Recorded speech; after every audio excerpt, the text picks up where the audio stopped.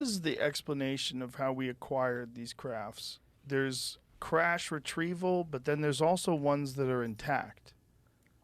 Remember, Lazar said that nearly all of the ones that he saw, except for one that had a big hole in the middle of it, all looked intact. It was as if they were dug up at archaeological sites, or there were gifts, like throwing a cell phone into a chimpanzee cage. Here you go, crazy humans, knock yourself out. Let's see how you do with this. That they're just left there for us to find, and as a challenge to us, I guess.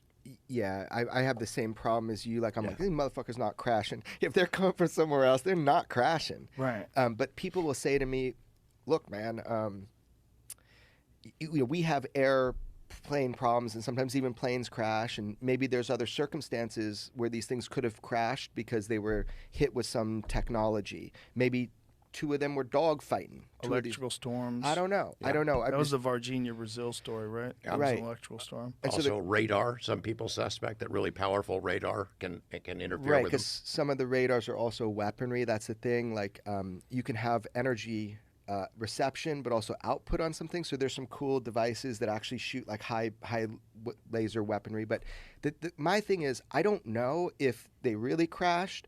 George is kind of edging towards maybe archaeological digs, maybe gifts. Lazar said that one of them supposedly was from an archaeological dig, right? Yeah. Do they know where? Not that I know of. He Does was, he know? No, he was just literally, that's one of the many things that they tried to impose upon him. But remember, they tried to impose a lot of shit on Lazar. He is so succinct with, this is what I know to be real. I had hands on this. Now, they told him a whole bunch of crazy shit. You Like know, what? dude, just like, I should put that shit out. I'm just crazy. Like, We I'm are sorry. we are viewed by the aliens as containers of souls. I mean, you're not going to tell a guy working on propulsion that. So he was able to sit down for a brief time and go through a document, like a huge briefing document. In there, he saw they said was a biological biopsy of an alien. Like he didn't care. He was going to the propulsion part. Mm-hmm. But they told him so much wild stuff. He's like, this has to be a joke. But then when he said, he differentiates, he goes, but you can't fake, he said, what I saw. You can't fake your hands trying to get close to the reactor and not being able to touch it. You can't fake something that big lifting like that. So he says, I know for sure what I worked on was not from here. But he goes, everything else they told me, it was words on paper. And I respect that about him. And maybe they wanted him to leak it to John Lear. Remember, he's like friends with this guy, John Lear, who's like already on their radar. The best photo of Area 51 from lake level ever was 1977, the year I was born. John Lear's kicking it out there, stirring up shit at Area 51, taking photos. So he does a whole panoramic of photos of Area 51, sees a truck coming from a distance, being John Lear, takes the roll, puts it under his ashtray, puts in new film, snaps it again. They confiscate his film. But he had some underneath his cigarette lighter or whatever. And he actually gave those to me. So I got the best shot of Area 51 you'll ever see from lake level was by John Lear. Now, Bob knew John. That's where all the conspiracies come in, because John's like this UFO nut, the godfather of conspiracy. But when... How did Bob meet John? Well, this is your turf. Yeah. Through a guy named Gene Huff, who This was is post-exposure, post... he met him before he worked out there. Really? There was a guy named Gene Huff who did a real estate appraisal for John Lear's house. And Gene was friends with Bob.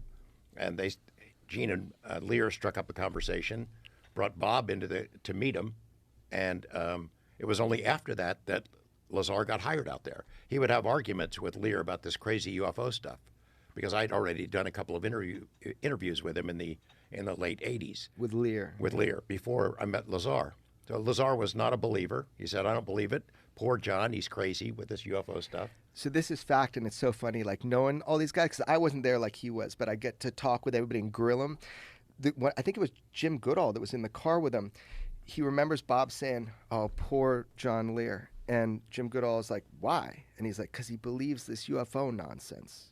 So that was where Lazar was at prior to getting the job out at the test site, is he didn't believe any of this nonsense. In fact, so much so that, remember, I think he told you when he first went in, they had a little decal of an American flag on the saucer, and he thought, oh, those idiots! Everybody thought UFOs were from outer space, and they're ours, you know. Right. And then he quickly realized, wait a second, that you know, this can't be ours. It's fascinating to see now that Dave Grush has come forward and give some credence to. We have reverse engineering programs. We have a crash retrieval program. Aerospace companies are stashing this stuff in some hangar somewhere. All the stuff that Lazar said as being true, they now say, oh, gosh, I guess it is true. But that Lazar, he's still a liar. We don't believe him. You know, you have to kind of do some mental gymnastics to do that. Yeah.